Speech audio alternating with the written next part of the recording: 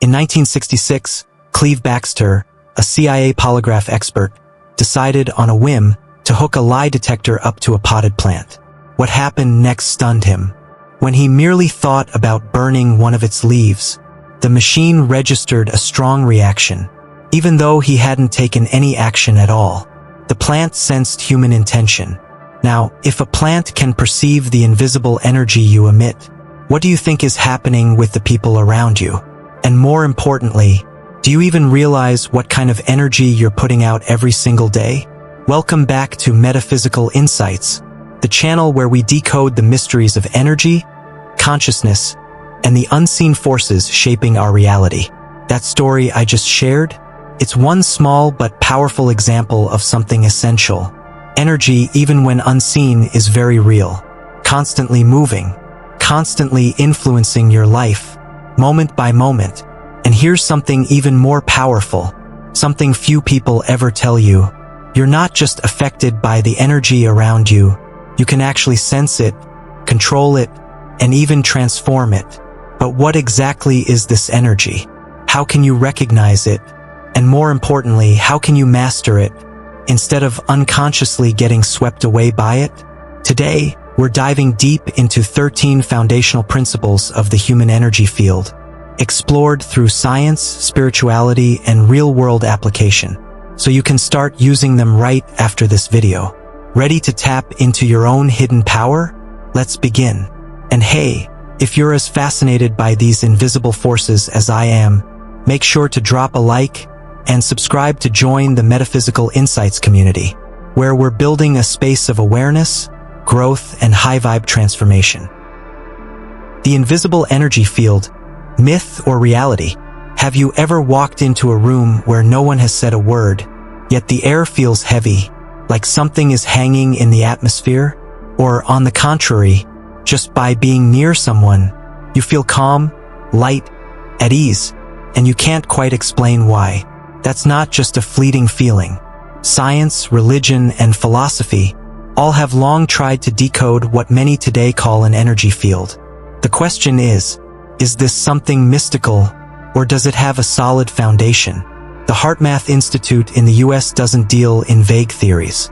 They measure, they verify, and when they discovered that the human heart generates an electromagnetic field 60 times stronger than the brain, strong enough to affect the emotions of others within a few meters, scientists had to take it seriously. They also recorded something even more fascinating.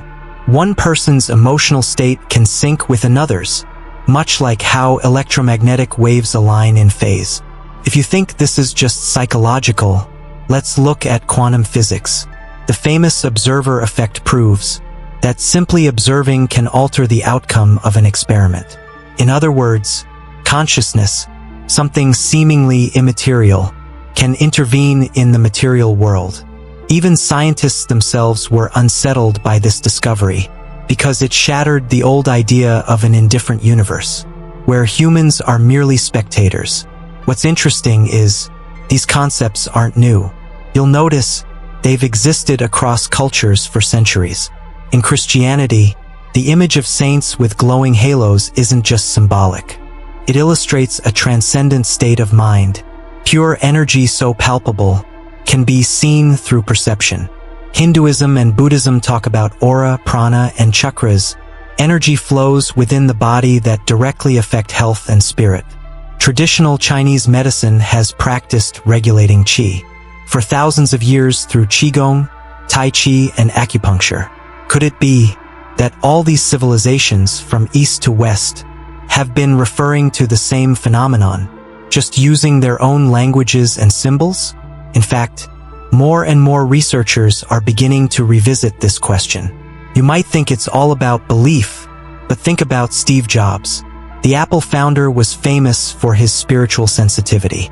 He spent time practicing Zen, studying Eastern philosophy, and integrating those ideas deeply into his life and work.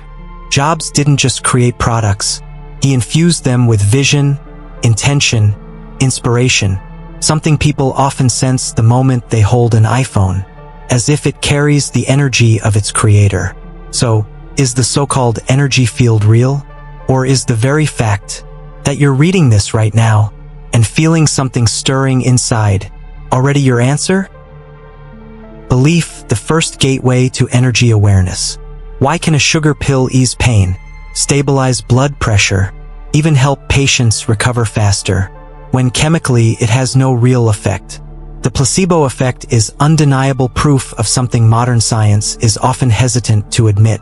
Belief isn't just an abstract emotion, it's a tangible force, acting on both body and mind.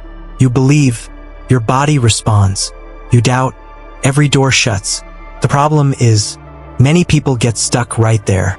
They hear the word energy and instantly label it superstition, mysticism, or something reserved for monks meditating 8 hours a day on a mountaintop.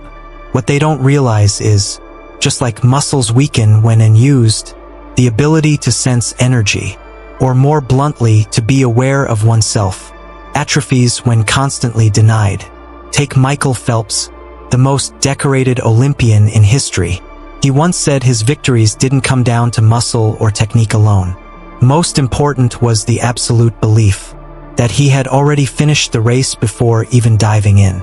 That belief directed his mind, which in turn directed every heartbeat, every stroke.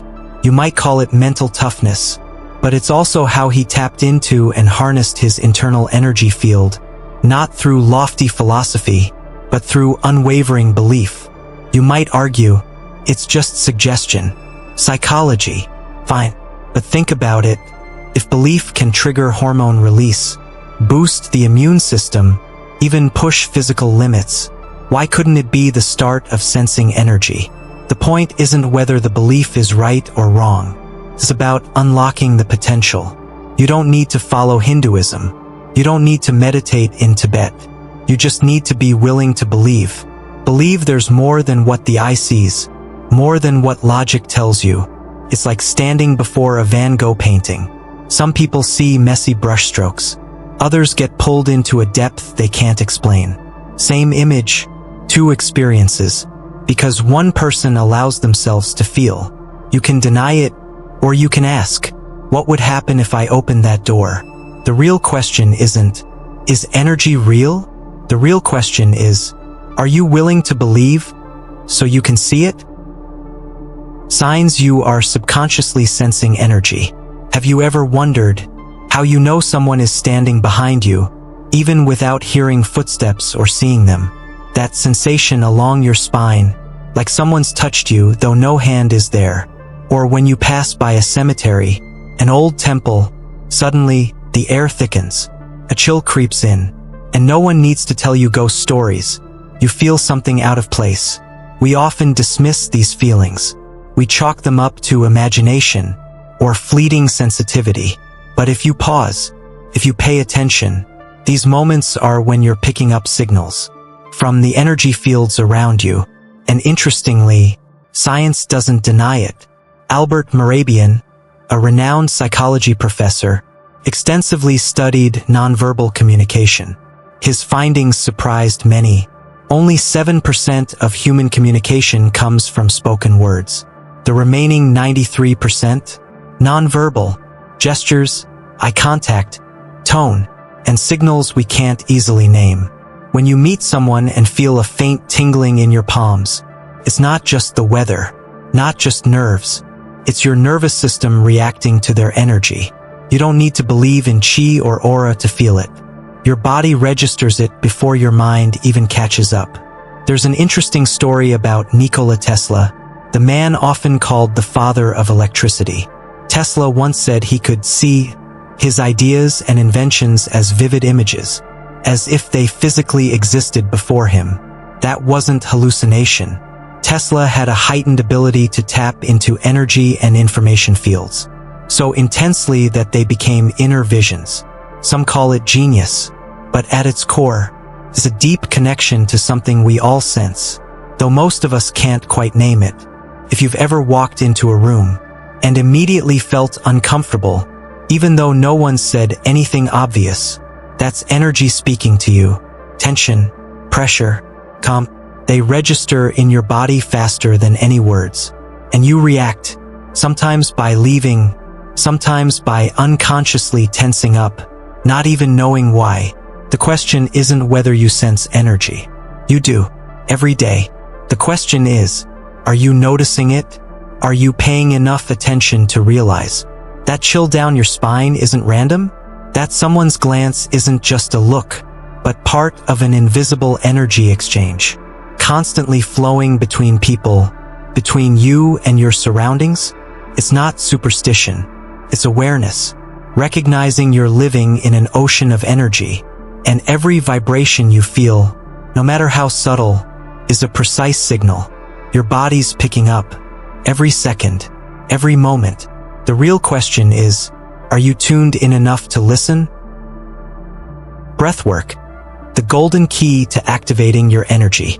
Breath is something we do automatically without thought, always in the background, yet it's the simplest, most powerful tool we have to regulate both the body and the flow of energy. In Buddhism, anapanasati, mindfulness of breathing, is considered a foundational practice. It teaches practitioners to anchor awareness in the breath, which naturally centers the mind. But what's fascinating is how this ancient method aligns perfectly with what modern science now reveals. Neuroscience confirms that breathing deeply and slowly, about 6 to 8 breaths per minute, switches on the parasympathetic nervous system. This is the system responsible for rest, repair, and relaxation. When you breathe like this, cortisol, the stress hormone, starts to decrease. Heart rate stabilizes, muscles relax. The entire internal system shifts from fight or flight to a state of calm. But here's the key. It's not just about feeling relaxed. This shift also influences how energy circulates through the body. Stress brings tension, tightness, shallow breathing, all of which block the flow of energy. Deep, conscious breathing opens those channels back up. Here's how to apply it. Inhale deeply through your nose. Don't let your chest rise. Focus instead on your belly expanding outward. This ensures your diaphragm is fully engaged. Once your lungs are filled, hold the breath gently. During this pause, turn your attention inward. You can focus on the center of your chest, where many traditions believe emotional energy resides, or between your eyebrows, the so-called third eye, associated with intuition and clarity. This isn't just imagination. Directing your attention here helps quiet mental noise and tunes you into subtle sensations. As you exhale, let the air leave slowly through your mouth. And as you do, visualize all the negative energy, stress, and stagnant emotions exiting your body in the form of gray smoke. Why visualize it? Because giving the mind something concrete to focus on reinforces the idea of releasing what no longer serves you. Each cycle of breath becomes a process of gathering energy, holding it, and then letting go of any blockages. This isn't a gimmick. In disciplines like Qigong, breathwork is core. Martial arts masters often spend hours refining their breathing, not just to enhance stamina and strength, but to develop a finely tuned awareness of their internal energy, their qi. They describe being able to feel and guide this energy, almost like moving a current through their bodies. Breath is the vehicle that moves it. It's not complicated. It's not mystical. Breath is simply the most accessible tool we have to reset the body, clear the mind, and activate our energy. It's always present, waiting for us to use it. Chakras, the ancient map of subtle energy. People often think of chakras as some distant religious concept, something reserved for yogis or monks meditating all day in monasteries. But the truth is, if you strip away the mystical layer and look at the human body through the lens of anatomy, you'll see chakras aren't abstract. They are a biological energy map, closely tied to the endocrine and nervous systems. Start with the root chakra, located at the base of the spine, near the perineum. In modern medicine, this is where the adrenal glands sit, producing adrenaline, the hormone responsible for the fight or flight response. When this area is out of balance, you're prone to anxiety, insecurity, feeling ungrounded. No surprise that ancient traditions viewed this as the center of safety, the foundation for everything else. Move up to the sacral chakra, just below the navel, directly linked to the ovaries or testes. Science doesn't dispute it. The sex hormones released here affect desire, creativity, and intimate connection. When energy here stagnates, you feel numb, uninspired, exactly as described in ancient texts from thousands of years ago. The solar plexus chakra, above the navel, houses the digestive system and pancreas. But it's not just about processing food. Recent studies call the gut the second brain, due to its strong connection to emotions and willpower. Lose confidence, feel stressed, and your stomach knots, digestion slows, something both modern medicine and Qigong masters agree on, though from different angles. The heart chakra at the center of the chest isn't only where your heart beats, it's tied to the thymus gland, the immune system's hub. Studies show people who experience more love and empathy tend to have stronger immune systems. In other words, connection and compassion aren't abstract emotions. They're measurable energy forces impacting your physical health. Next, the throat chakra, located at the throat, corresponds with the thyroid gland, controlling metabolism, voice, communication. When you suppress your thoughts, when your ability to express is stifled, the energy here compresses, and the thyroid reacts. Communication isn't just psychological, it leaves biological imprints. The third eye chakra, between the eyebrows, is linked to the pineal gland, which produces melatonin to regulate sleep and circadian rhythms. But studies show the pineal gland also responds to light, magnetic fields, acting almost like an antenna for subtle information. It's no coincidence that many cultures view this as the center of intuition and deeper perception. Finally, the crown chakra at the top of the head is tightly connected to the central nervous system. No other energy center plays a bigger role in higher awareness, in connecting to what some call greater consciousness. Neuroscientists have found that during deep meditation, brain regions tied to the individual ego go quiet, making room for a sense of unity or transcendence. You don't need to subscribe to every symbol or philosophy surrounding chakras, but you can't ignore the clear links between them and your body. And there's something simple you can do. Place your hand on each area: base of the spine, lower abdomen, above the navel, chest, throat, forehead, crown. Close your eyes and just listen. You might feel a slight tingling warmth or an unnameable shift. It's not magic. It's your body, your energy field, speaking up. And the best part, you've had the map all along. You just need to look closely. Nadis, meridians, and the energetic nervous system. You might not see nadis or meridians with the naked eye, but your body responds to them every day. In yoga, it's said there are over 72,000 nadis, tiny energy channels flowing throughout the body. The Chinese, thousands of years ago, documented the meridian system, which forms the basis of acupuncture, Qigong, and various healing practices. Two seemingly different cultures, yet both describe the same thing: an invisible network governing health, emotions, and mental balance. You might wonder, were our ancestors simply trying to explain the body before microscopes and modern anatomy existed? Many researchers suggest that nadis and meridians are ancient ways of describing the nervous system and blood vessels. There's a reasonable interpretation, as nadis are spoken of as channels carrying breath, life energy, not unlike how nerves transmit signals, or how blood vessels carry oxygen and nutrients. But if it's only anatomical, why do methods that activate nadis or clear meridians have such clear, measurable effects on health and mental states? In yoga, twisting, stretching, and deep breathing aren't just about flexibility or improving lung function. They're designed to clear blockages in the nadis, particularly the Sushumna nadi, the central channel running along the spine. Imagine it as the main axis connecting two poles, heaven and earth, outer and inner. When energy flows freely here, your physical, mental, and emotional state shifts. In traditional Chinese medicine, meridians form the foundation of acupuncture and acupressure. The practitioner doesn't treat by targeting organs or muscles directly, but by stimulating specific points, nodes where meridians intersect. When these pathways are open, qi and blood circulate properly, and illness dissipates. Today, hundreds of clinical studies have confirmed acupuncture's therapeutic effects, even if its exact mechanisms remain debated. But your body doesn't wait for full scientific explanation.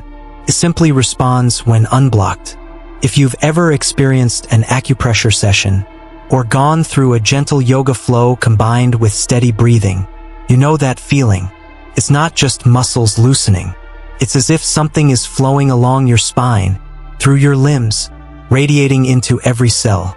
A lightness, a current modern medicine might attribute to hormones, but ancient cultures have long called it qi, prana, life energy.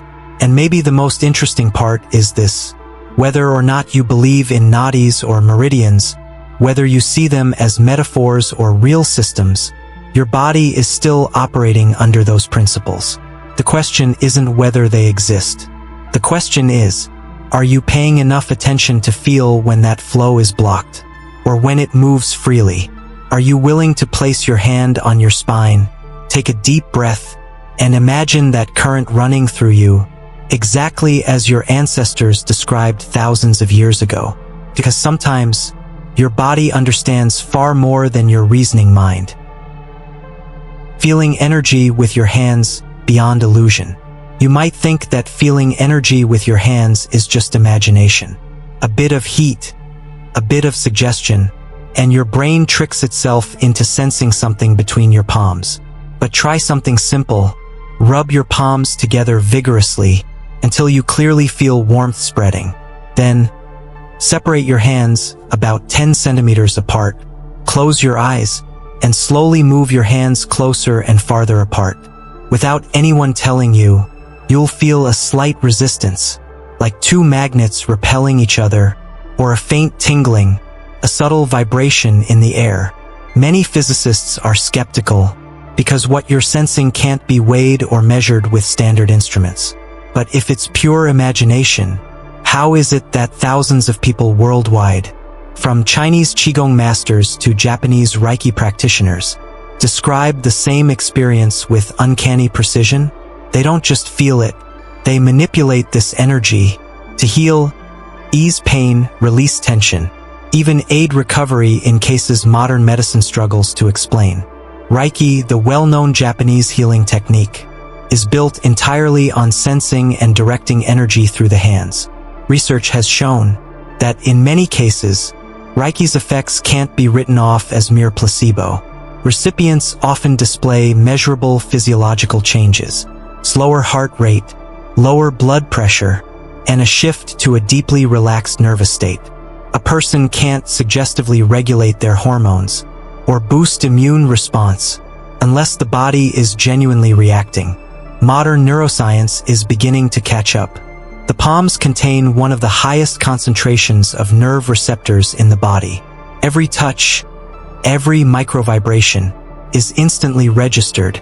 So if the nervous system can detect weak magnetic fields from electronics, or subtle shifts in air temperature, is it really so far-fetched that your hands can pick up energetic vibrations?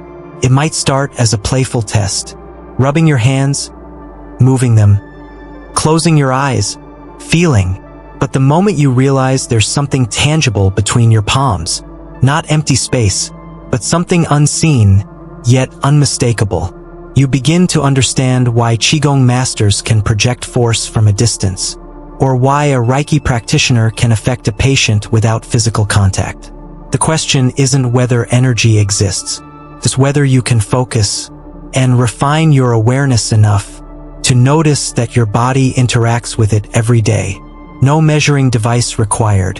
You don't need to believe immediately, but maybe with just one try, you'll find that what your mind tries to dismiss is exactly what your hands can feel most clearly. Willpower, the tool to direct energy. Science and spirituality, at the end of the day, meet at one point. Willpower shapes reality. You might think of will as an abstract concept, but take a look at what quantum physics is now saying. Intentionality theory is no longer some vague philosophical idea. It strongly suggests that the intention of the observer can influence outcomes, not just mentally but at the material level. In other words, where you place your awareness, reality shifts. Both ancient teachings and modern science point to one thing: will directs the flow of energy. Try something simple. Close your eyes and focus entirely on your palm. Do nothing else. Just hold your attention there. After a moment, you'll begin to feel warmth, slight vibrations, maybe tingling or a subtle wave-like pressure. Then move your focus to your shoulder or your foot. You'll notice that wherever your attention goes, something shifts. This isn't hallucination. Your nervous system, circulation, hormones, all respond to how you direct your will. What neuroscience calls biofeedback. Eastern traditions summed up thousands of years ago in one phrase: where the mind goes, energy flows. Many assume the energy in their body runs on autopilot, beyond their control. But just look at elite athletes or master meditators. They prove the opposite. Michael Jordan, in countless interviews, admitted that before every free throw, he would visualize the ball going through the hoop before even touching it. Willpower didn't just influence the outcome. It aligned his entire body. Muscles, heartbeat, breath, all synchronized with that intent. And this isn't some innate gift. Will is a tool, but like any muscle, it needs training. When you focus deeply on one point, energy concentrates. When your focus scatters, energy weakens. That's why meditation, qigong, yoga, all emphasize bringing will back to one spot. A breath, a chakra, a movement. Not to empty the mind, but to give energy a place to gather. The question isn't whether you have willpower. Everyone does. The question is whether you let yours drift aimlessly, or whether you're aware enough to grab hold of it and steer it. Once you understand how a simple thought can warm your palm, slow your heartbeat, calm your emotions, you'll also understand energy doesn't move on its own. It's always waiting for direction. And the only force powerful enough to give that command is your will. Energy cleansing, keeping your field pure. Have you ever walked out of a meeting or a negative conversation feeling like someone just drained all your energy? It's not your imagination. It's not because you're weak or overly sensitive. That's your energy field absorbing the chaos flooding the space around you. Your body doesn't just listen or see, picks up every bit of that negative vibration. And like any room left closed for too long, your energy field needs to be cleared, refreshed, to stay clean. Neuroscience has shown that we sync emotions with others through nonverbal cues. Eye contact, tone of voice, posture. But there's something even subtler. Emotional energy transfers from person to person, like a domino effect. One anxious person can weigh down an entire room. One angry person, even without a word, can make others tense. You don't have to believe in energy to feel it. You've experienced it yourself. So how do you clear your energy field after moments like that? The simplest way starts with breath. Deep inhale, hold for a few seconds, slow exhale. But it's not just biology. As you breathe out, visualize all the negativity, the heaviness, the fatigue, the harsh words, leaving your body like a fading cloud of smoke. Imagination is more powerful than you think. Your awareness directs, your energy follows. Or more practically, you've probably heard of salt baths or herbal baths. Many dismiss them as folk remedies, but science confirms salt water helps neutralize positive ions, the kind that build up when you're stressed, exposed to pollution, or surrounded by negativity. Modern spas use the same method because its stress-relieving, detoxifying effects are real. If water's not your thing, try the oldest technique, grounding. Walk barefoot on grass, hug a tree, meditate outdoors. Grounding has been backed by research. showing it balances the body's electrical charge, reduces inflammation, and steadies the heartbeat. But on a deeper level, it's how you discharge the chaotic, excess energy society and daily interactions unconsciously load onto you. Some who train further use the light shield technique. Before stepping into a disruptive environment, they visualize themselves wrapped in a bright white or golden light.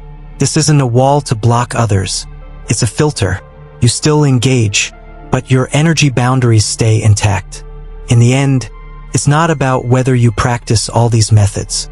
It's about whether you're sensitive enough to notice when your energy field feels cluttered, heavy, tangled after negative encounters.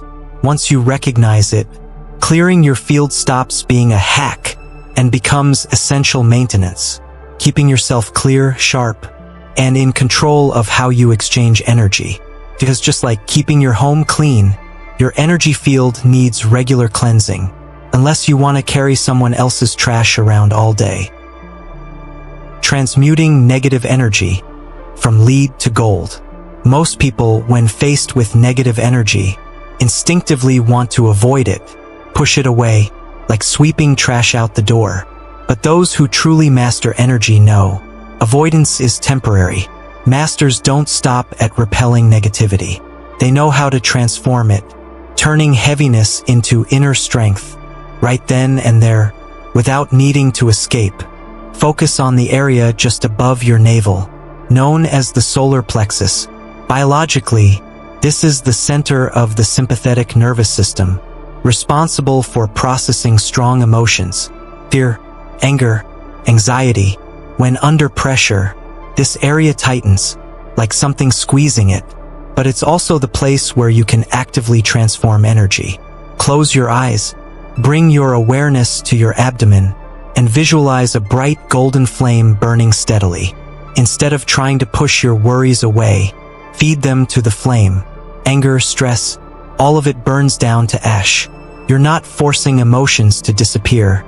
You're giving them a way out. In many traditions, both Eastern and Western, the violet flame is seen as a symbol of purification, a deeper level of energetic release. It's no coincidence that violet light meditation appears across cultures. Violet is associated with the highest frequency on the spectrum, representing transformation, from low to high, from chaos to clarity. Visualizing yourself surrounded by violet light isn't about magic in color. It's about guiding the mind to a state where heavy vibrations are converted. Sound is another powerful tool in this process. Think of the deep, resonant tones of Tibetan singing bowls, or the repetition of mantras. Modern neuroscience has studied and confirmed how these sounds affect the vibrational frequencies of cells. Sound waves don't just hit your ears. They influence your heartbeat, brain waves, even the structure of water in your body.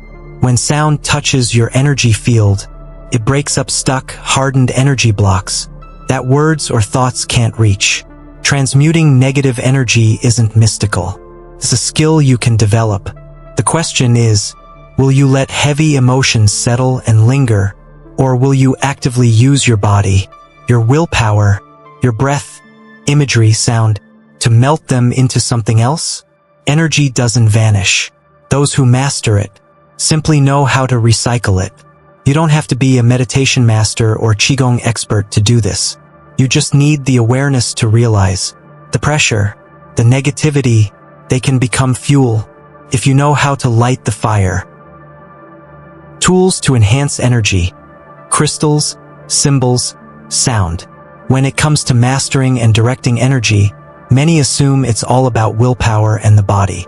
But for thousands of years, people have known that certain external tools can amplify, guide, and support this process in powerful ways. Not because these objects are inherently magical, but because they serve as bridges between the visible and invisible, between conscious intention and deeper subconscious layers. Crystals are a prime example. You might hold a piece of clear quartz and think, it's just a rock, but structurally, quartz vibrates at such a stable frequency that watches and electronic devices use it to keep precise time. When you set an intention with quartz, It won't magically change your life, but it amplifies that intention, keeps your focus aligned with your goal, like an antenna tuning into a signal more clearly, adding nothing except the steadiness you need. Amethyst, with its distinct violet hue, has long been associated with mental clarity and purification. You may have heard of meditators placing amethyst in their space, not because it absorbs negativity in some mystical way, but because its frequency and form help create a calm environment, much like how violet light symbolizes transformation. Black obsidian plays a different role.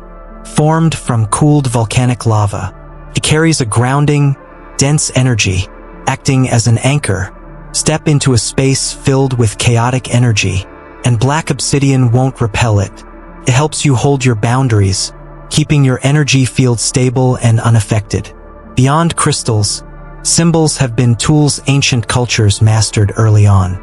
A sigil you design yourself, a Hindu yantra, or sacred geometry patterns like the seed of life. These aren't just aesthetically pleasing designs. They speak directly to the subconscious. The brain recognizes and responds to geometric patterns, rhythms, symmetrical ratios. When you focus on a repeated symbol, your mind naturally syncs to its frequency without conscious effort. It doesn't control you, it helps prevent your will from scattering. Sound works similarly. Binaural beats, for instance, aren't a tech gimmick. They use slightly different frequencies in each ear, forcing the brain to sync at a specific frequency, leading you into alpha, theta, or delta states, depending on the purpose. Chanting, repeating syllables in rhythm has long been known to calm the mind, regulate heartbeat, brainwaves, and breath. These sound resonances aren't decorative. They bridge intention and energy. You don't need to believe that crystals, symbols, or sound hold independent power. What matters is they give you structure, a point of focus so your energy doesn't drift aimlessly. When you set clear intentions and use these tools properly, they won't master energy for you, but they do something even more important. They remind you that you've had that ability all along. Physical movement, unlocking the flow of energy. You can understand all the theories about energy, but if that energy remains stuck in your body, stays just that, a concept, the human body wasn't designed to be still. From Qigong and Tai Chi in the East, to yoga and somatic practices in the West, they all revolve around one core principle. Energy truly expands and circulates only when the body moves. There's a simple truth people often forget. Emotions, thoughts, and stress aren't just stored in the mind. They're stored in the body, in every muscle, every joint, every strand of connective tissue. You're tense, your shoulders tighten. You're anxious, your stomach knots. You're angry, your jaw clenches, fists curl. All of these are energy blockages left unresolved. Practices like Qigong or Tai Chi aren't just slow exercises to relax. They're structured movement systems, designed to open each joint, stretch each meridian, and allow Qi life energy to flow freely. Done properly, you don't just feel lighter after a session. You clearly sense something has been released, like a dam breaking and letting the stream flow again. The microcosmic orbit in Qigong is a perfect example. By guiding energy along the Yin and Du meridians, the front and back of the body, you're reactivating the central nervous system, ensuring energy doesn't stagnate, but keeps circulating. Not to hoard energy like a reservoir, but to constantly renew it. Yoga works the same way. Those sequences aren't about stretching for flexibility or aesthetics. Every movement, hip opener, spinning twist, shoulder roll, releases energy blockages. Modern neuroscience confirms rhythmic, intentional movement helps release dopamine and serotonin, calming the mind, stabilizing brainwaves and heart rate. But that's just the surface. On a deeper level, when you immerse yourself in movement, you feel the energy flowing within you, no longer frozen in place. Put simply, movement isn't just for fitness. It's how you actively engage with your inner energy. You can meditate deeply, harness willpower, But if your body stays locked, energy stagnates. Energy masters know, to free the mind, you must first free the body, not through forceful exercise, but intentional movement. Each motion is a key, unlocking pathways for energy to circulate. So the question isn't whether you exercise. The question is, do you move with enough awareness to feel the energy shifting inside you? Because the body isn't just a vessel. It's the bridge connecting theory to lived experience. Only when the body opens can energy truly be released. Thought and energy, the root of reality. The reality you're living, whether you believe it or not, first takes shape in your own mind. Every thought, fleeting or profound, carries its own energy field. This isn't empty theory. It's a fundamental idea that both ancient traditions and modern science are gradually approaching, though from different angles. Those who practice manifestation, the art of turning desires into reality, understand this well. They don't just think about what they want. They pour intense emotion into it, repeating the image, the feeling, as if it's already true. More importantly, they don't let the thought drift aimlessly. They anchor it to something concrete, a physical object, a specific action. It might be writing it down, wearing a bracelet, or performing a small ritual every morning. Because they know, when a thought combines with emotion, is tied to action, and repeated enough, it stops being abstract. It becomes a thought form, an active energy that feeds back into reality. Quantum physics is no stranger to this idea. The observer effect shows that the mere intention of the observer can alter experimental outcomes at the subatomic level. Consciousness isn't detached, participates. It influences, it shapes. So if thoughts can affect results on a microscopic scale, why wouldn't they ripple into everyday life? You see this clearly in day-to-day situations. The optimist, even facing hardship, attracts opportunities. The pessimist, even with all the advantages, often finds failure. It's not because fate favors or mocks anyone. It's because the thoughts they repeat form their own energy field, affecting how they act, how they perceive chances, unconsciously steering outcomes. Napoleon Hill wrote it plainly nearly a century ago in Think and Grow Rich. All success begins with a thought, but that thought must be infused with emotion, maintained, and nurtured as if it were already real. He wasn't talking about luck. He was talking about the combination of thought, emotion, and action, the three forces that convert mental energy into reality. The issue isn't what you think in a passing moment.